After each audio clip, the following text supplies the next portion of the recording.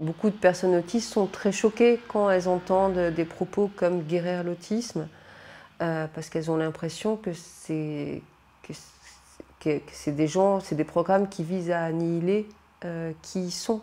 Être autiste, ça signifie avoir une configuration cérébrale particulière, et on ne peut pas déconfigurer un cerveau et le mettre dans une configuration différente. Déjà, on ne peut pas, et même si on pouvait, on n'aurait plus la même personne. Même un autisme dit sévère ou dit déficitaire, les termes ne sont pas satisfaisants, mais ils sont ce qu'ils sont. Enfin, même ces personnes-là peuvent tout à fait vivre une vie où elles ont leur part de bonheur et leur part aussi de ce qu'elles ont à apporter à l'aventure humaine en général. Ce n'est pas forcément des gens qui sont condamnés à souffrir et qui sont condamnés au malheur.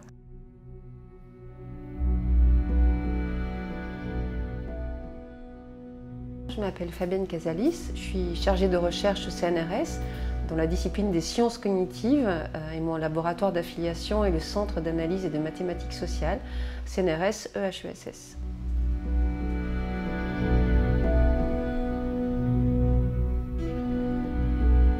J'ai développé un programme de recherche qui s'appelle MACA, pour Mapping Autistic Cognitive Abilities, dont l'objectif est de, à terme, cartographier ce que les personnes autistes savent faire.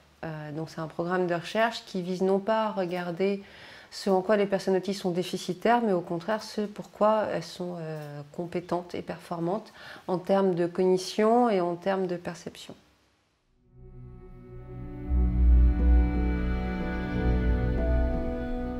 Donc en fait, nos travaux nous ont conduits à repenser les outils qu'on utilise pour aller mesurer les capacités des gens et d'essayer de développer tout un ensemble de dispositifs, un dispositif expérimental dont l'objectif est de permettre de nous donner les conditions expérimentales qui permettent de mesurer, de mettre en évidence les aptitudes que parfois on ne soupçonne pas chez les personnes autistes.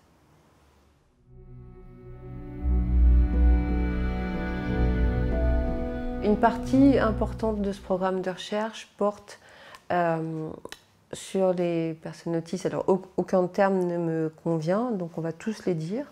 Les personnes autistes dites déficitaires, dites à bas niveau de fonctionnement, dites avec des formes d'autisme sévères, dites de niveau 3, de niveau 3 pour reprendre la terminologie DSM, parce que ces personnes-là constituent à peine 6% des personnes autistes étudiées, alors qu'elles représentent 40% de l'ensemble des personnes autistes.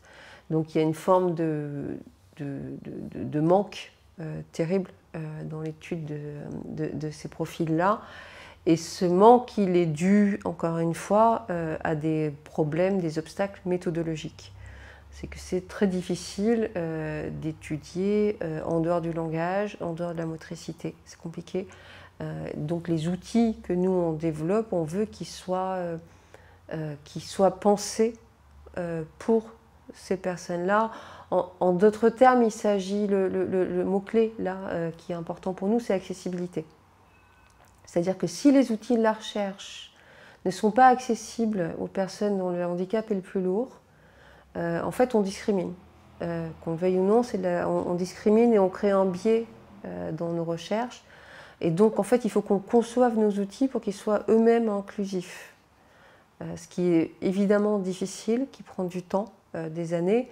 Et l'outil, une des fonctions de l'outil qu'on développe est d'être un outil collectif pour être mis à disposition gratuitement de la collectivité, enfin de la communauté des scientifiques. C'est pour ça que le programme de recherche en fait, que je monte, il est avant tout méthodologique. Tous les efforts sont vraiment là-dessus. Et ensuite, on pourra s'appuyer sur la communauté scientifique pour produire du résultat.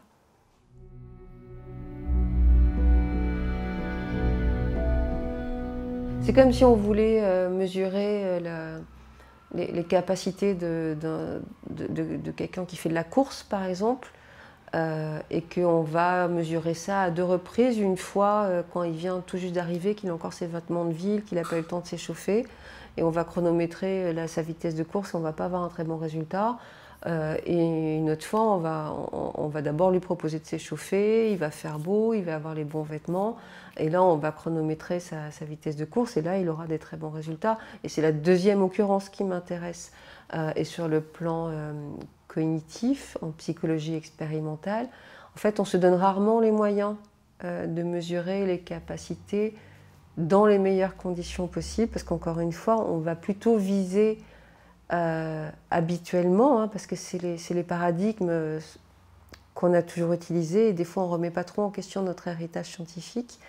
On a plutôt tendance à mesurer soit les difficultés, soit à mesurer malgré la difficulté, et pas se donner les moyens d'aller regarder comment ça marche quand ça marche très très bien.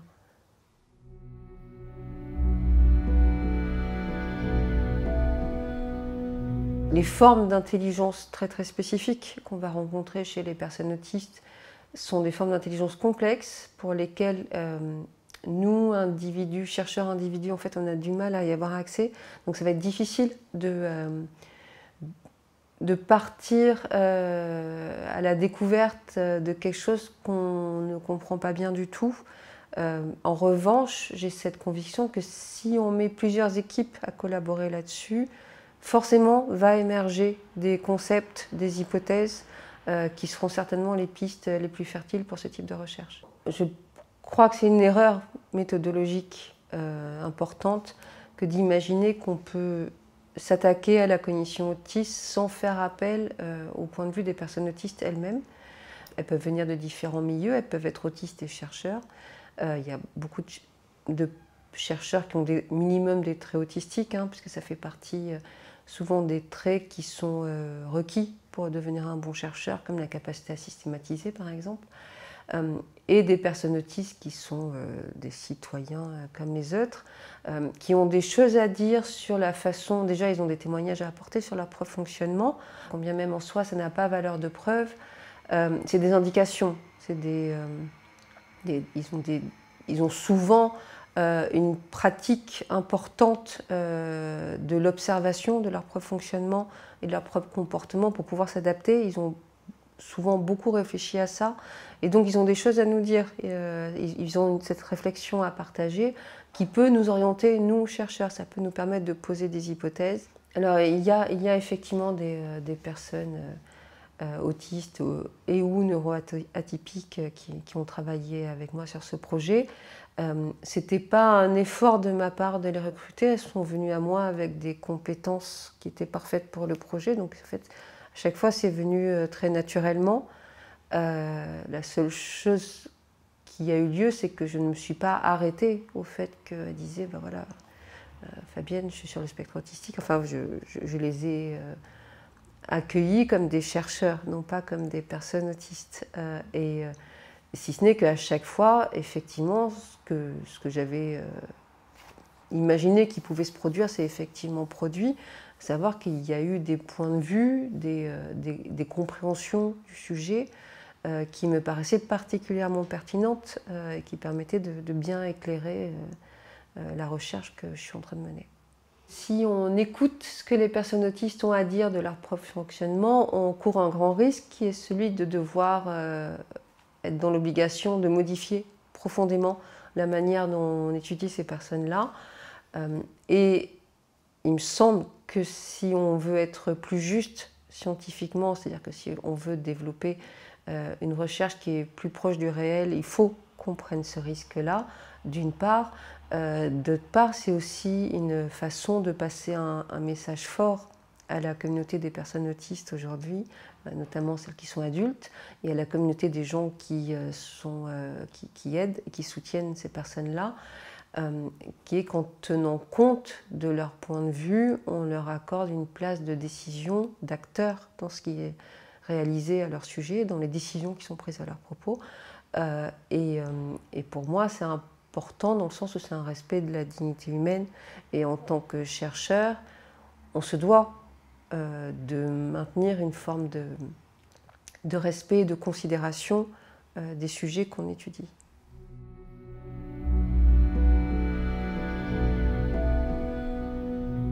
Pour ça, il faut qu'on puisse, nous, société, leur apporter les outils de construction de qui ils sont, comme pour n'importe quel individu.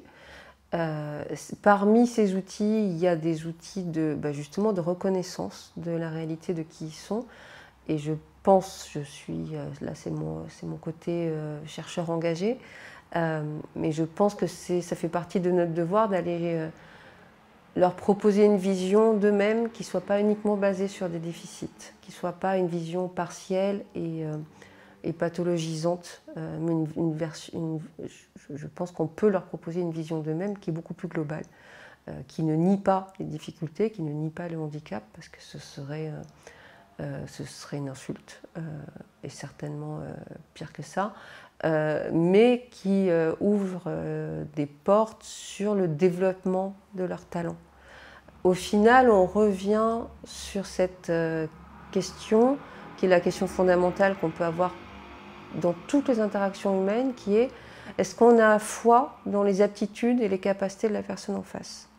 Est-ce qu'on fait le pari de s'appuyer sur les capacités de la personne en face pour développer quelque chose, ou est-ce qu'on pense la personne de base comme étant non capable? Et ça dépasse complètement la problématique de l'autisme, hein. C'est une question qui se joue dans la question de l'éducation, dans la question de la démocratie, enfin ça se joue à tous les niveaux, dans la capacité des gens à se soigner, à prendre soin d'eux. Les politiques publiques de gestion du coronavirus sont basées sur la croyance ou pas dans la capacité des gens à mobiliser leurs propres ressources.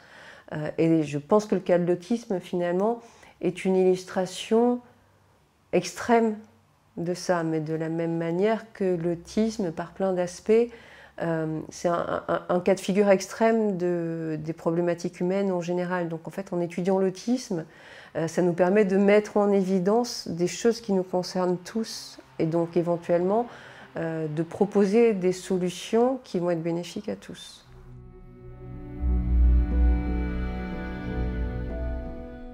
On s'imagine qu'on a un modèle très normatif sur ce qu'est une manifestation de l'intelligence. La réalité, c'est que des gens de la diversité cognitive, on les retrouve partout.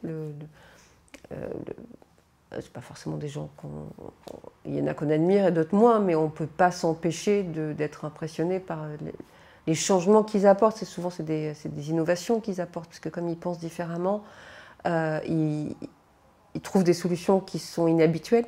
Donc c'est une forme d'innovation. Mais des gens comme Elon Musk ou Mark Zuckerberg, évidemment qu'ils apportent des changements fondamentaux, et quand on les observe, on n'a pas le droit, de diagnostiquer les gens dans leur dos, mais on voit bien que c'est des gens qui pensent différemment, qui ont des aptitudes atypiques, qui du coup viennent proposer des solutions inhabituelles. Et là, on est dans un environnement mondial avec le coronavirus qui va appeler des changements très profonds de notre organisation, de notre fonctionnement en tant qu'humanité. Et je n'ai pas de doute que les intelligences atypiques, que la diversité cognitive va jouer un rôle majeur là-dedans. Je n'ai pas de doute, parce que de toute façon, on n'aura pas le choix.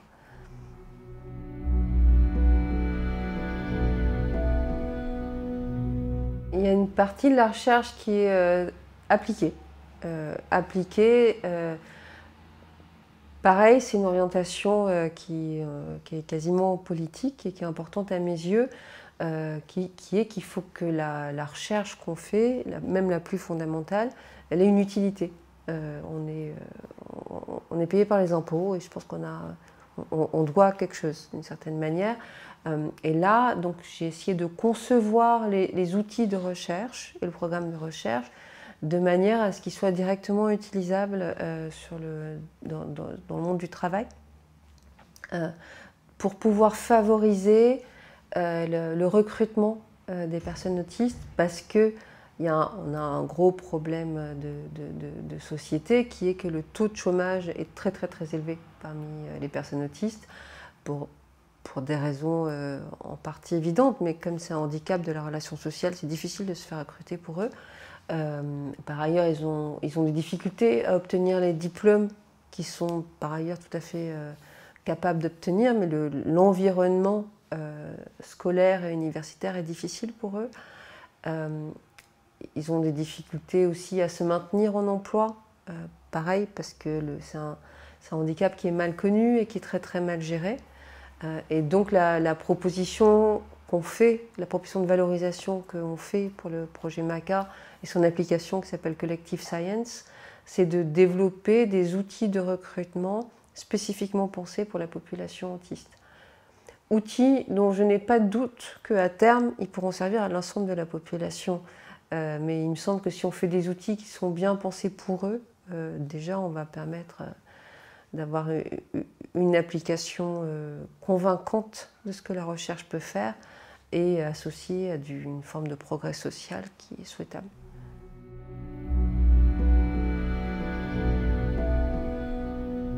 Mes meilleurs souvenirs de recherche, c'est qu'en tant que chercheur, on a accès à plein de penseurs. Des fois, c'est des réunions formelles, des fois, c'est des groupes de travail avec il faut qu'on produise un document, mais des fois, c'est très informel. C'est à la sortie d'une conférence, on discute avec des savants de toutes sortes. Et c'est un bonheur permanent que de baigner avec des gens comme ça et d'être au premier rang pour pouvoir les écouter. Et puis, des fois, on va faire une remarque où on sent que ça les fait réagir. Et donc, avoir la chance aussi d'apporter quelque chose à des penseurs pareils, c'est fabuleux. Voilà.